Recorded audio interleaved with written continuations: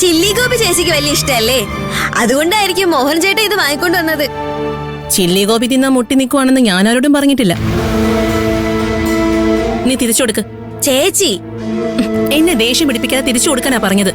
എന്താ ചേച്ചി ഇങ്ങനെയൊക്കെ പറയുന്നേ? തിരിച്ചു കൊടുത്താ മോഹൻ ചേട്ടന് എന്തുമാത്രം വിഷമാവും? ചേച്ചി ഒന്ന് ആലോചിച്ച് നോക്കിയേ. ഇതെങ്ങനെങ്കിലും ചേച്ചിയെ കൊണ്ട് കഴിപ്പിക്കണമെന്ന് പറഞ്ഞിട്ടാ മോഹൻ ചേട്ടൻ എന്റെ കൈ തന്നു വിട്ടത്. തിരിച്ചു കൊടുത്താ മോഹൻ ചേട്ടൻ എന്നോട് ചൂടാവും, തിരിച്ചു കൊടുത്തില്ലെങ്കിൽ ചേച്ചി എന്നോട് ചൂടാവും. ഞാനിപ്പോ എന്താ ചെയ്യാ? എന്തായാലും ഞാനത് തിരിച്ചു കൊടുക്കുന്നില്ല. ചേച്ചിക്ക് വേണ്ടെങ്കിൽ ഞാൻ കഴിച്ചോളാം.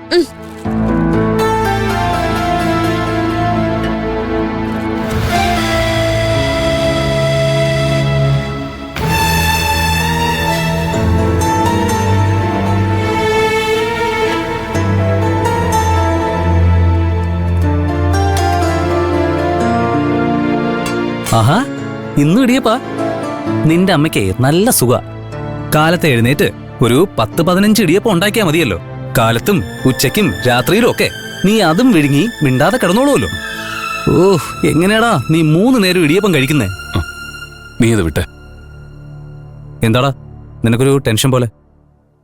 പാർവതിയെക്കുറിച്ച് ആലോചിച്ചിട്ട്. തയ്ക്കാൻ അറിയുന്നവരെ തയ്യൽ മെഷീന്റെ മുന്നിലല്ലാതെ വേറെ എവിടെയാ കൊണ്ടിരുത്ത്? ഇവിടെ ഇതൊക്കെ പതിവ് തന്നെയല്ലേ.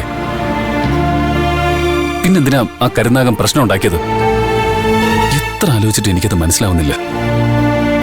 അതിന്റെ പേരില് അയാൾ ഇവിടെ കിടന്ന് ചാടുമെന്ന് അറിഞ്ഞിരുന്നെങ്കിൽ അവളെ മെഷീന്റെ മുന്നിൽ ഇരുത്തുന്നതിന് മുമ്പ് ഞാൻ അയാളോട് പെർമിഷൻ വാങ്ങിച്ചേനെ. ഞാനല്ലേ ആ പാവത്തിനെ കുഴി കൊണ്ടുപോയി ചാടിച്ചത്. ഒരുപാട് പ്രതീക്ഷയോടെയാ ചേച്ചി വന്നത്. എന്നിട്ടിപ്പോ വലിയൊരു കുഴിയിൽ വന്ന് വീണതുപോലെയായി. സാരമല്ല പാർവതി, ഇതിനേക്കാൾ വലിയ കഷ്ടപ്പാടുകൾ അനുഭവിക്കുന്നവരല്ലേ. ഒക്കെ ശരിയാവുന്നൊരു പ്രതീക്ഷ ഉണ്ടായാൽ മതി. എത്ര വലിയ കഷ്ടപ്പാടും സഹിക്കാൻ പറ്റും. എന്തൊക്കെ പ്രതീക്ഷയോടെ ആയിരിക്കും അവളിവിടെ ജോലിക്ക് വന്നത്. നാട് വിട്ട് പുറത്തു പോയിട്ടില്ലാത്ത കുട്ടിയെ നന്നായി നോക്കിക്കൊള്ളണമെന്ന് പറഞ്ഞിട്ട് രാജുവേട്ടൻ അവളെ ഇങ്ങോട്ട് അയച്ചത്.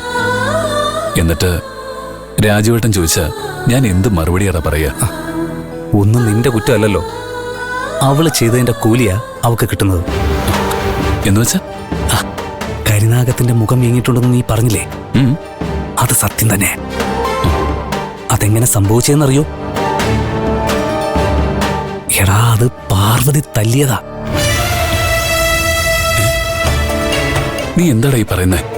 സത്യ ചേച്ചി, ഒരു കുട്ടിയെ അയാള് സ്കൂട്ടർ കൊണ്ടിടിച്ചു. അത് ചോദിക്കാൻ വന്ന ആ കുട്ടിയുടെ അമ്മയെ അയാള് എന്തൊക്കെയോ വൃത്തികേടുകൾ പറഞ്ഞു. ആ ചേച്ചിയെ കണ്ടപ്പോ എനിക്ക് എന്റെ ചേച്ചിയെ ഓർമ്മ വന്നത്. സോറി പറയാൻ പറഞ്ഞിട്ട് അയാൾ കേട്ടതുമില്ല. അപ്പോഴാ ഞാൻ അയാളുടെ കാരണത്തടിച്ചത്. അതിന്റെ ദേഷ്യ അയാള് തീർക്കുന്നത്. ഞാൻ ജോലി ചെയ്യാൻ പോകുന്ന കമ്പനിയിലെ വലിയ സാറാണതെന്ന് എനിക്കറിയില്ലല്ലോ. അവള് ആളറിയാതെ ചെയ്തു പോയതായിരിക്കും. പക്ഷേ നല്ല ഉഗ്രനടി അവൾ അടിച്ചത്. അതുകൊണ്ടാ അയാളുടെ മുഖം വീങ്ങിയത്. കൈയും പുറകെ കെട്ടി നെഞ്ചും വിരിച്ച് ഞാനാണ് ഇവിടത്തെ എല്ലാം എന്ന് പറഞ്ഞായിരുന്നില്ലേ അയാളുടെ നടപ്പ്. ഈ വിഷയം ഈ ഫാക്ടറി മൊത്തം അറിഞ്ഞു. ഇനി അയാളുടെ നെഞ്ചിന്റെ വിരിവ് ഒന്ന് കുറയും. എടാ, നീ വിചാരിക്കുന്ന പോലെയൊന്നും അല്ല. ആരെങ്കിലും ഒന്ന് തറപ്പിച്ച് നോക്കിയാൽ തന്നെ വിരട്ടുകയും ജോലിന്ന് പറഞ്ഞു വിടുകയൊക്കെ ചെയ്യുന്ന ആളാ.